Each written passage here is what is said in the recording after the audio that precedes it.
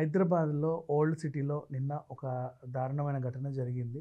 చాంద్రాయణగుట్టలో ఒక హోటల్ ఎదురుగా Roman hotel దాని అపోజిట్‌లో నార్మల్‌గా ఒక ఆటో పార్క్ చేసి ఉంది. ఆహ్, ఇద్దరు పడుకొని ఉన్నారు.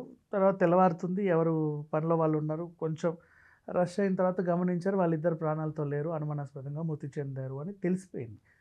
అరే! అదేంటి ఇద్దరు ప్రాణాలు ఎలా పోయాయి? మరి ఇంకో ఆటోలో అలా పడుంది. అసలు ఈ ఆటో ఎవరిది? ఆటో డ్రైవర్ అతనా? లేకపోతే ఇంకెవరన్నా ఎవరన్నా ఇంకా సీసీటీవీ ఫుటేజ్‌లన్నీ చూస్తే ఓ ముగ్గురు రాత్రిపూట ఆహ్, స్టెరాయిడ్స్ తీసుకున్నారు.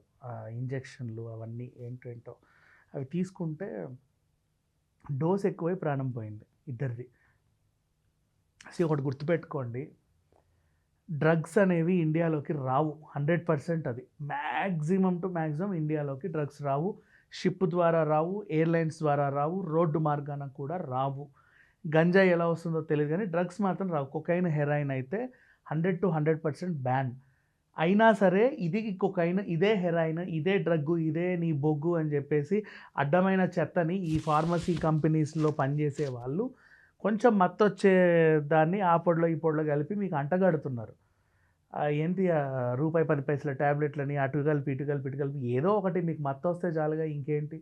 ఆ దరిద్రాన్ని ఇచ్చేస్తే దీన్ని లక్షలు, లక్షలు, వేలకు వేలు పెట్టి కొని కిలో ఇంత, కోటి అని కొని అది ఏదో పెద్ద వింత వస్తువులా తీసుకొని మళ్ళీ ఇంతింత పొడి, ఇంతింత ప్యాకెట్లని ఇలాగా దాన్ని విభజించి అందరికీ పంచి చాలా ఏదో మన లైక్ ఆర్టిస్టిక్ వేలో పనులు చేస్తారు చూడు.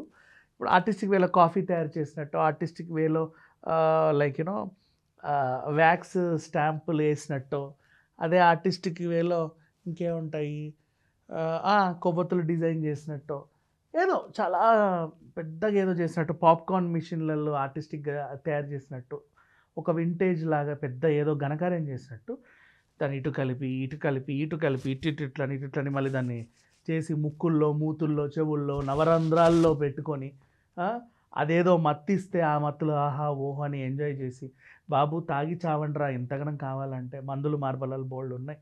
వైన్స్‌కి పోయండి. ఓ ఫుల్ బాటిల్ తాగండి. కనీసం తెల్లారితే లేస్తావు. మత్తులో ఉన్నా సరే కనీసం లేస్తావు. లేదు అంటావా ఇంకేముంటాయి? ఈ సిగరెట్లు తాగి చావండి. ఇంకా చెడిపోవాలంటే గుట్కాలన్నా నమలండి. ఈ హెరాయిన్‌లు, కొకైన్‌లు ఎక్కడ దొరుకుతున్నాయి? ఎవడు సప్లై చేస్తున్నాడు? ఇండియాలో లేవు. ఫస్ట్ ఆఫ్ ఆల్ మీరు కొకైన్ అనుకునేది కొకైన్ కాదు. హెరాయిన్ అనుకునేది హెరాయిన్ అసలు కానే కాదు. 100% అది. మన దగ్గర హైదరాబాద్ బోలెడంత ఫార్మసీ రంగంలో ఎదిగి, ఎదిగి, ఎదిగి ఉంది. మత్తు కావాలంటే స్లీపింగ్ టాబ్లెట్లు బోలెడన్ని ఉంటాయి.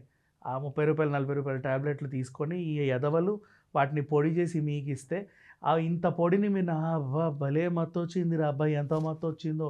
ఈడెంత మంచిది ఇచ్చాడో! అమ్మో బాబోయ్! అది ఇప్పుడు ఇది ఇంతవరకు ఓకే. నీకు మత్తొచ్చింది. You are happy. మత్తు దిగిన తర్వాత ప్రాణం ఎప్పుడు పోద్దో తెలుసా?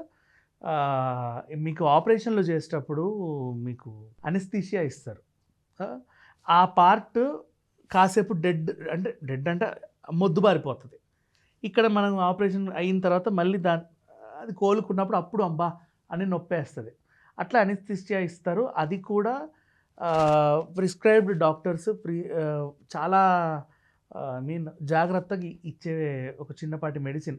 అట్లాంటి దాంతో మత్తులు ఏవేవేవేవో కలిపి అడ్డమైన సంతంతా తయారు చేసి మీకిస్తే ఎక్కడ పొడుచుకోవాలో తెలియకుండా అక్కడ పొడుచుకొని ప్రాణాలు తీసుకొని ఇప్పుడు ఎవరికి నష్టం చెప్పాలంటే మిమ్మల్ని కన్న పాపానికి తల్లిదండ్రులకి డబ్బు బొక్క, ఇన్నేళ్ళు పెంచిన టైము బొక్క, మీ ఎక్కడికెళ్ళి ఏం నేర్చుకుంటాడో ఎవడెవడు ఎక్కడి నుంచి వచ్చి నేర్పిస్తాడో తెలియదు.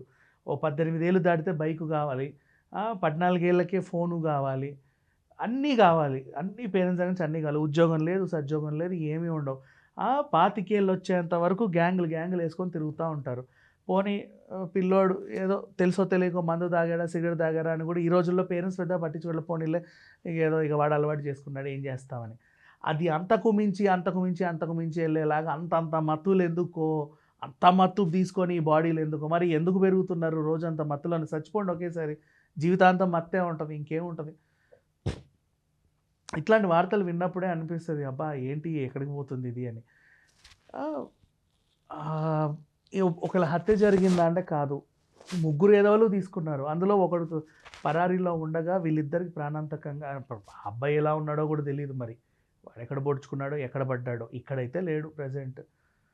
పాపం అని కూడా అనలేము, అనకూడదు కూడా. ఎందుకంటే అయ్యో పాపం స్టెరాయిడ్స్ తీసుకొని చనిపోయాడంటే ఎందుకురా స్టెరాయిడ్స్ మనకి ఈ ఏజ్లలో? జిమ్లకి గట్రా వెళ్తారు, అక్కడ పుల్లింగ్ ఇక్కడ పుల్లింగ్. ఈవెన్ అదేంటి బ్యూటీ పార్లర్స్లో కూడా ఫిల్లింగ్స్, మూతి ఇంత ఉండాలి, ఇది ఇట్లుండాలి, ఇది ఇట్లుండాలి. అయ్య బాబోయ్, మొహంలా ఉంచండి. ఎందుకు మొహాన్ని అష్టవంకర్లు తిప్పి అటు తిప్పి ఇటు తిప్పి ఇటు తిప్పి ఎటెటో తిప్పి అదేందో అన్నట్టు తయారు చేయడం ఎందుకు? దేవుడిచ్చిన రూపం సరిపోతుంది కదా. మై గాడ్, ఇప్పుడు ఏదో చాలా పెద్ద నేరం చేశాను నేను, ఇక నేను ఇక్కడ బతకలేను, లేకపోతే ఈ ఏరియాలో తిరగలేను అనేవాడు ప్లాస్టిక్ సర్జరీ చేసుకుని మొహం మార్చుకున్న ఒక ఇది ఉందనుకుందాం. అసలు అవి కూడా చేయకూడదు. బట్ ఏంటో ఇప్పుడు వచ్చేసాయి సౌలభ్యం.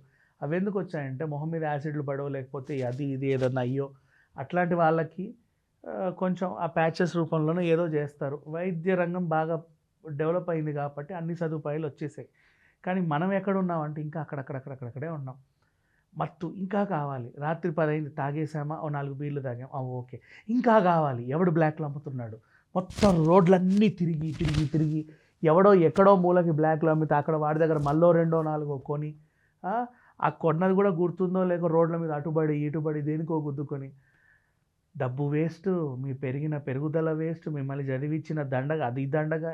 చదువుకున్నాడు ఎవడు ఇట్లా చేయడు, కానీ చదువుకున్న వాళ్ళే ఇంకా ఎక్కువ చేస్తున్నారు, వెతుక్కుంటున్నారు. మీకు మళ్ళీ డీలర్స్ వాళ్ళు ఇట్లా వస్తారు, అటెళ్ళి ఇటెళ్ళి జాగ్రత్త అని చెప్పి ఇవ్వడం.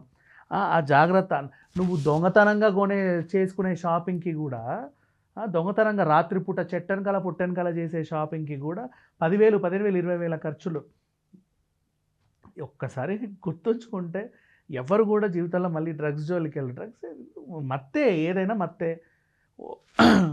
ఇప్పుడు గవర్నమెంట్ లైసెన్స్తో వైన్ షాపులు రన్ అవుతున్నాయి కదా, మంచి బ్రాండ్ కొనుక్కో. ఇప్పుడు వాడికి 15,000 ఇచ్చే బదులు అదే 15,000 పెట్టి ఒక మంచి బ్రాండెడ్ మందు తాగు, నష్టమే ఉంది. కనీసం గ్లామర్ అన్న పెరిగి వస్తావు.